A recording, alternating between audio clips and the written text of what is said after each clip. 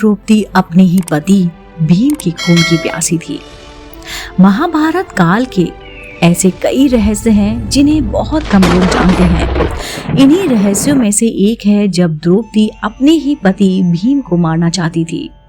मगर द्रौपदी अपने ही पति की मृत्यु क्यों करना चाहती थी, और वो भी उस पति की जो उसे सबसे ज्यादा प्रेम करता था और उसके हक की लड़ाई में सबसे आगे खड़ा रहता था।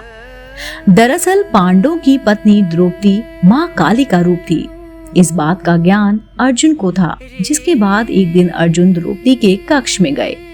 उनको बता दें कि द्रौपदी के 5 पति होने के कारण सभी पांडवों ने यह तय किया था कि उसमें से एक जब भी द्रौपदी के साथ समय बिताने जाएगा तो वह अपनी खड़ाऊ कक्ष के बाहर उतार देगा, ताकि अन्य पांडवों को यह ज्ञात हो सके कि कोई पहले से ही अंदर मौजूद है।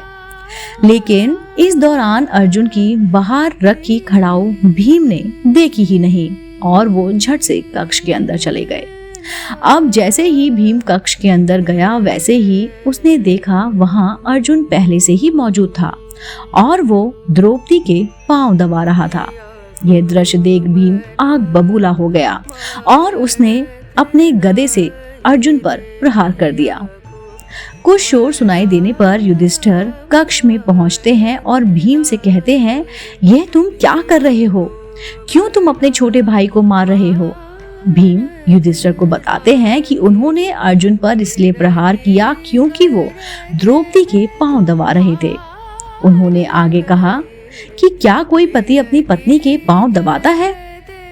अब युधिष्ठिर को यह भी ज्ञात था कि द्रौपदी मां काली का ही रूप है, इसलिए वह भी भीम को चुप कराते हुए कहते हैं, यह अर्जुन और द्रौपदी का आपसी प्रेम है, किसी को भी इसके बीच में नहीं पड़ना चाहिए। बड़े भाई द्वारा ये बात सुनने के बाद भीम महल से बाहर चले जाते हैं, लेकिन वो अभी भी इस बात से क्रोधित थे कि अर्जुन ने ऐसा किया तो क्यों किया। क्रोधित भीम अब महल में अभी वापस नहीं आना चाहते थे और सुबह से चलते चलते अब भीम को रात हो जाती है। ऐसे में भीम एक पेड़ पर आराम करते हैं। अब भीम विश्राम कर ही रहे होते हैं कि तभी रात 12 बजे वहां एक व्यक्ति आता है और घास के मैदान में पानी देने लगता है।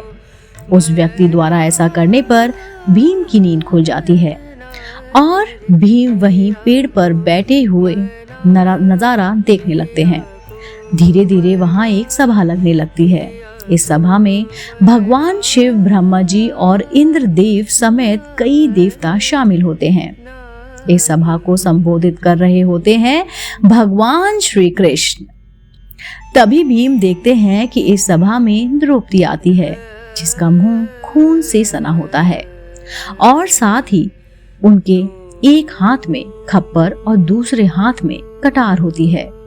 द्रौपदी को बिना अपने पतियों के अकेला देख भीम और आग बबूला हो जाता है, लेकिन वो वहीं रहकर यह सब दृश्य देख रहा होता है। विकराल रूप में आई द्रौपदी तभी सभी के सामने कहती है कि माधव मेरा सखा है और उन्होंने मुझसे ये वादा किया है कि वे मेरा ये खप्पर खून से भरवाएंगे। इसके बाद द्रौपदी कुछ ऐसा कहती है कि भीम उसे सुनकर दंग रह जाते हैं। द्रौपदी कहती है, मैं चाहती हूँ कि मेरा आधा खप्पर भीम के रक्त से भरे और आधा कुरु वंश के रक्त से। यह सुनने के बाद भीम को द्रौपदी का असल सच ज्ञान हो जाता है। उसे पता लग जाता है कि द्रौपदी कोई और नहीं बल्कि मां काली का ही रूप है। द्रौपदी की यह बात सुनकर भीम काफी डर जाता है और सभा खत्म होने के बाद वो डरते हुए श्री कृष्ण के पास जाता है और उन्हें पूरी बात बताता है कि उसने सभा में जो भी कुछ हुआ वो सब देखा है और वे अपनी जान कैसे बचाए, इसका भगवान श्री कृष्ण से समाधान मांगता है। इस पर श्री भगवान भीम को बताते हैं कि द्रौपदी महाकाली का रूप है और उसका ये जन्म केवल खप्पर भरने के लिए हुआ है। जिसके बाद घबराकर भीम कहते हैं कि मगर द्रौपदी तो अपना आधा खप्पर मेरे ही रक्त से भरना चाहती है। जिसके बाद श्री कृष्ण भीम को इसका समाधान बताते हुए कहते हैं, हे भीम, तुम चुपचाप अपने कक्ष में जाओ और भोजन मत करना, चाहे जो हो जाए। जब तक द्रौपदी तुम्हें भोजन के लिए मनाने ना आए, तब तक तुम अन्न को हाथ तक मत लगाना। श्री कृष्ण के ऐसा कहने पर भीम बिल्कुल ही वैसा करते हैं।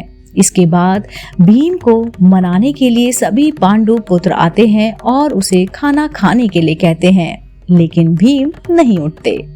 जब काफी देर तक भीम नहीं आते तो द्रौपदी भीम को भोजन करने के लिए कहती है, जिस पर भीम द्रौपदी से कहते हैं कि वह केवल एक ही शर्त पर भोजन करेंगे, यदि द्रौपदी उनका मनचाहा वरदान उनको दे दे। भीम द्वारा ऐसा कहने पर द्रौपदी राजी हो जाती है और भीम द्रौपदी के वरदान मांगने को कहती है। हे द्रौपदी, पांडवों की 5 संतानों को बख्श दो।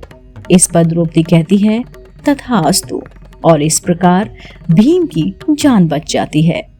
दोस्तों, उम्मीद करती हूँ आपको मेरे द्वारा सुनाई गई कहानी द्रौपदी आखिर क्यों भीम के खून की प्यासी थी जरूर पसंद आई होगी।